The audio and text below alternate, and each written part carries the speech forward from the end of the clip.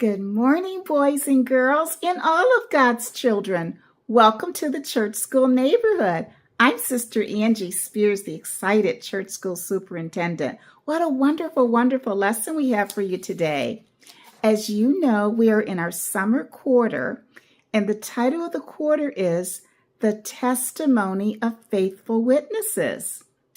Today's lesson is titled Amos, a herdsman called of God to be a prophet. What is a herdsman? A shepherd. You remember David was a shepherd. Our lesson today comes from Amos chapter 1. Then it's also chapter 2, chapter 3, and chapter 7. There's verses from all of those chapters that we pulled together for today's lesson. Again, Amos, a herdsman called of God to be a prophet.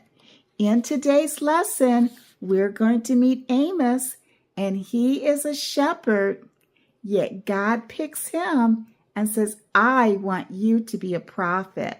What does a prophet do? They are trusted to tell the people what God wants them to hear.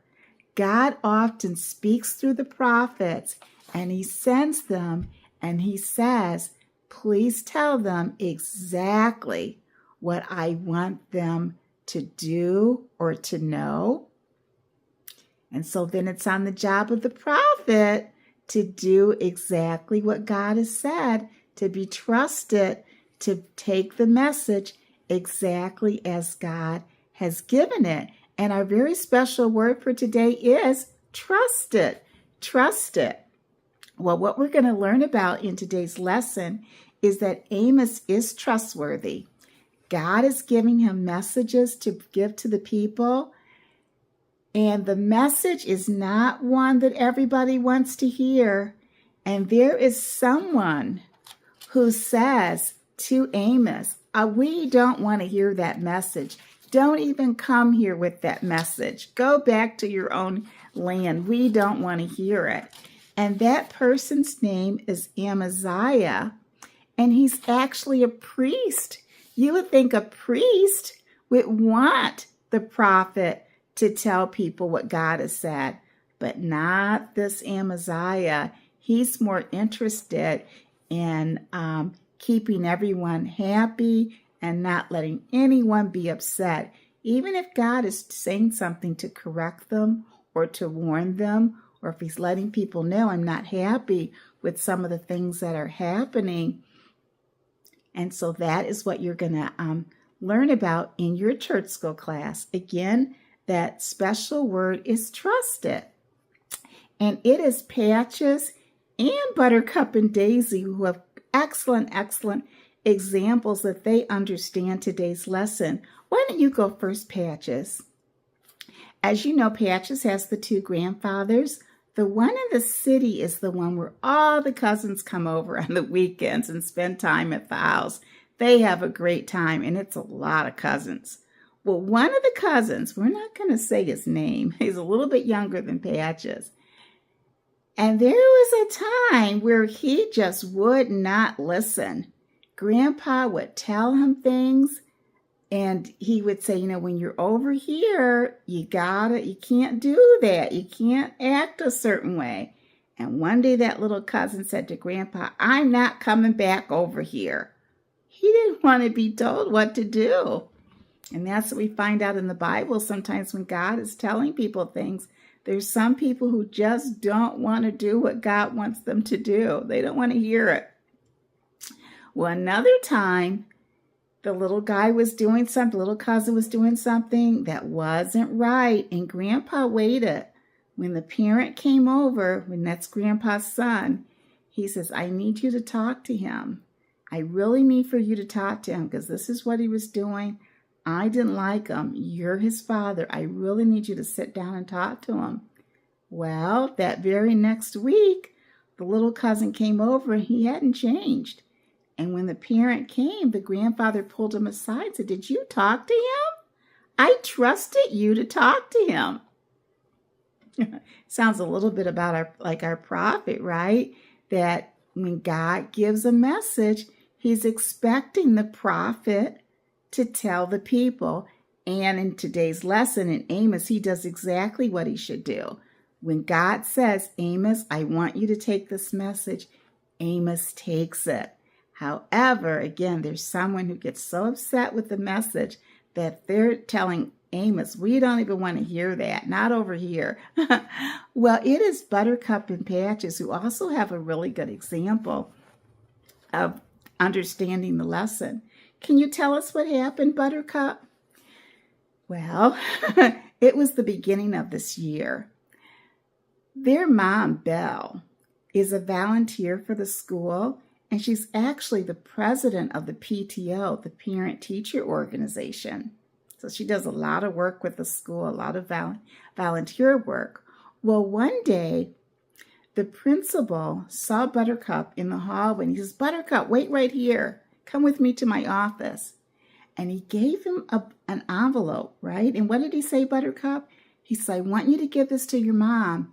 It might not be good news, but please give it to her. Well, Buttercup went home that day, and Buttercup, there was something he wanted to ask his mom to do. So he wanted his mother to be in a good mood. And he thought, I better not give her that envelope. And the moment he got in the door, the mom said, I have had an awful day. I couldn't take another piece of bad news. Well, Buttercup decided, I'm not giving Mom that message. She's not in a good mood, and I don't want to give her that. Plus, I want to ask her about going to my friend's house, so I'm not going to do it. Well, about 2 days passed, and the principal hadn't heard back from the mom, and he called her. And he said, did Buttercup give you the envelope? She goes, no. He goes, He says, you know what? I'm going to give it to Daisy. I think I can trust Daisy to bring it home. And so the principal saw Daisy. He says, here, your mom's expecting this. Can you give this to her? And again, he says, might not be good news. What does Daisy do? The moment she comes in the door, she's waving the envelope. Mom, I've got something for you from the principal. It might not be good news, but he told me to give it to you. Mom was very happy. And actually, when she read the letter, it wasn't really bad, was it, Daisy? It wasn't great news, but it wasn't really bad. It was just something else that they needed to take care of, a little situation at the school. It wasn't bad news, just a little bit more work that needed to go into something. Mom sat down with Daisy and Buttercup.